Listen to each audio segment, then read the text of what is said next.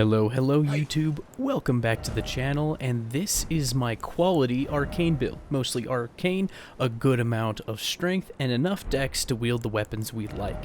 And I decided to mostly play with the Milady, but I also like the ancient meteoric greatsword, so that's why we have 35 strength, and I thought I might play with the rosebud pole blade rot halberd at some point, and that's why we have 22 dex. If you want to optimize this build, you could easily take some points out of strength or dex, reallocate them accordingly. The Milady has B scaling with dex when you blood infuse it, so keep that in mind. If you want to play with just the Milady on a blood build, go for it.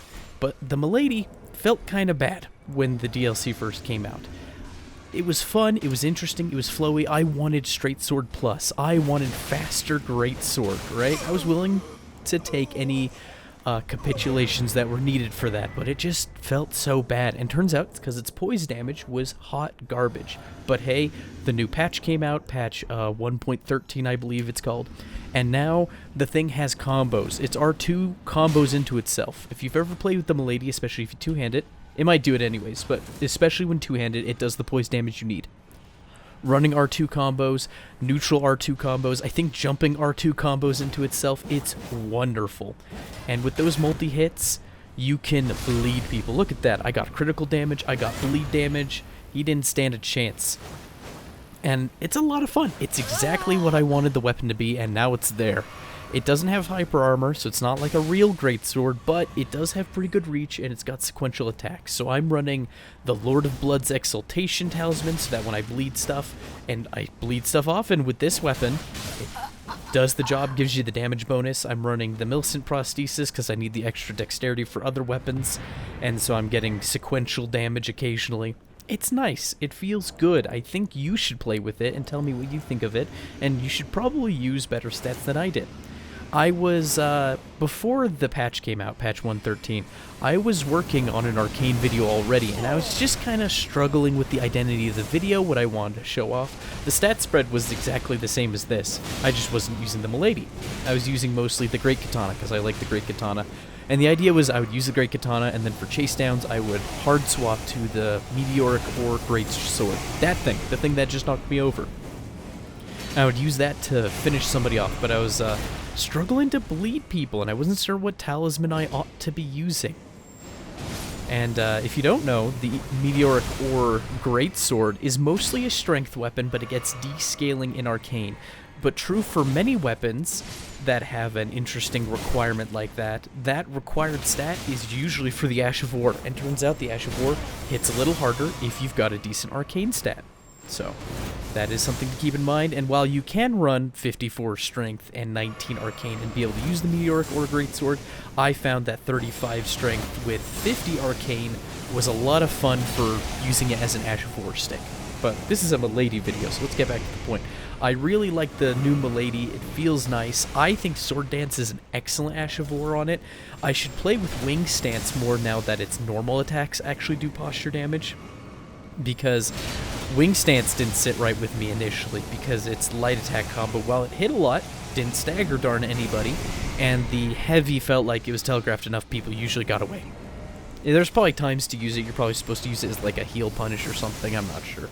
But I will play with it more because if the rest of the moveset feels good, it'll feel better to use overall. And I have a terribly close call here with this guy. Thankfully, there's just enough latency. He gets the flubbed backstab. My goodness. Before I forget, it feels worth mentioning that because it is a light greatsword, it is that step between a straight sword and a greatsword. The AR on the weapon reflects that. I tried putting my stats together differently, and I think I only gained like 22 points of AR going mostly dexterity. And it seems that it gets pretty good scaling from strength, even though it says it's a D rank. So you get pretty good scaling from strength per point. You're getting really good scaling per point from dex. But you still want 45 arcane so that you hit that soft cap on the bleed buildup. If you are not using bleed, if you wanted to do a different status, say like poison, I'd recommend just going pure into dex. And just use it that way. And I want to use the weapon on other kits. It takes 17 dex, which is its highest required stat, which isn't too egregious. And now that it combos, I feel like it's going to be so good on so many builds. Dexterity builds with Keen or Lightning, strength builds with Heavy. It's just going to have so many options. Just because the darn R2s now feel fantastic. I almost never use the light attacks, which I wish I had. And I recommend you do it, because it seems like if you play with just trying to swap between your light attacks and your heavy attacks with weapons, if you do a running heavy into a light attack, or any heavy into a light attack, I believe, the two swings just flow seamlessly into the light attack. It seems to work a little better. Well, if you try to do R2 sequentially, there seems to be a little bit of a delay. It doesn't combo the R2 into the R1, but it might catch somebody who's trying to trade or is just rolling poorly. You might get it as a roll catch. So play with that, see if you can get the timing down. The biggest strength of the weapon is, of course, its multi-hits and its range. I don't know if I said that already, but that seems to be what you want to do. And you want to keep people on the edge of your range if you can. Just because it doesn't have hyper armor, it's not really a greatsword. So things will interrupt you if somebody is monkey mashing hyper armor. Another thing to be aware of. But I love the Milady. I also thought the Cousin Albie outfit was ridiculous. I really like the Gaius Pinecone armor that I'm wearing. I like how crappy it looks. I like how the cape is in shambles. I like how the armor looks like it's basically stitched together. And this guy trades me. I was trying to catch him with the panic roll stamp, but whatever. But the Pinecone armor, Gaius's armor, I didn't like the hat. Didn't care for the hat, and I couldn't get any hat to work with it except for the Albinauric mask.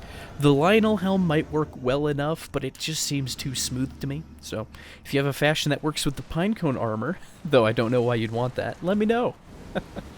But this weapon felt interesting, because I still had the preconceived notion of this weapon doesn't do much damage, it doesn't do much posture damage, it's like a longer dagger, is where I had filed it in my head. Which, daggers are okay for, like, last hits, but the Light Greatsword, you know, I wouldn't really consider it a chase weapon. You'd be better off with running R2 on a dagger, or a curved sword, light thrusting sword, heavy thrusting sword. One of those would probably be better, you know, for a last hit. But now that you do posture damage, and coupled with sword dance, you can bridge gaps, you get your multi-hits, it feels good. Spinning slash would probably be an excellent choice. I'm curious to know if blood tax or repeating thrust might be okay, because if you hit... Oh, look at this poor guy. I hit him with Zamora Ice Storm, right? And some of you are probably scratching your head wondering, why on earth is he using Zamora Ice Storm? Oh, that poor blue was trapped by his friends. Zamora Ice Storm's Ash of War, turns out, doesn't scale with any of your stats. It scales just with the upgrade of the weapon.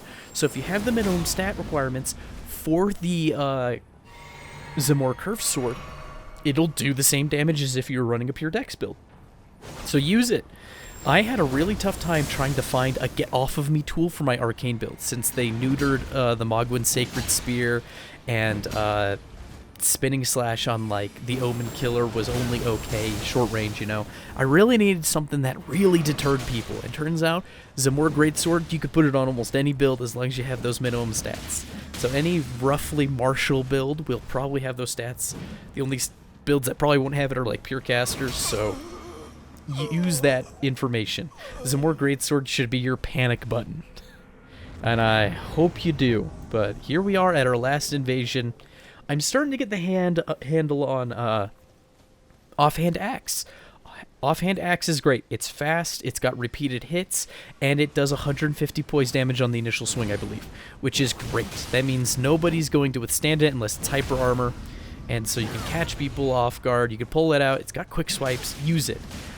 I'm getting my roll catches down, because I like to use it as a finisher, actually, because the timing works with my silly small brain, so I'm able to come in here, save this other invader from getting 2v1'd, and it's beautiful. Look at this, the roll catch. Anyways, thanks for joining me. I'll have another video out soon. It's already in the works. I'll see you next time.